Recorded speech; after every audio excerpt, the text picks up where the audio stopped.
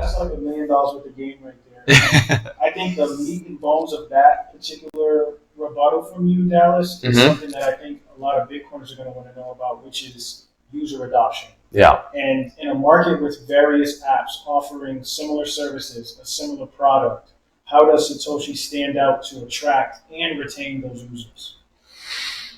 Yeah, it's a good point. Because a lot of times people ask, who are your users, right? And some apps have a very specific kind of user.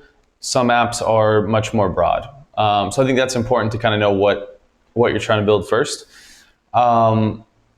Ultimately, I start with the point of like, okay, how many people actually have Bitcoin right now relative to the rest of the world? And it's a very small number still, obviously, as you know. And so the goal is like, okay, where do we want to get to? We want to get to all those people getting off of zero, having Bitcoin, understanding Bitcoin, and using Bitcoin. And so that's where we want to go.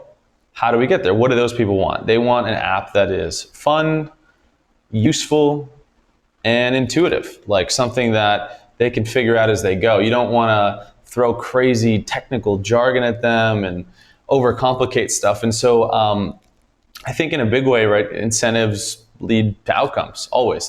Bitcoin has fantastic incentives, right? So for all of us, it's like, hey, fixed supply. I got my piece of all that there ever will be.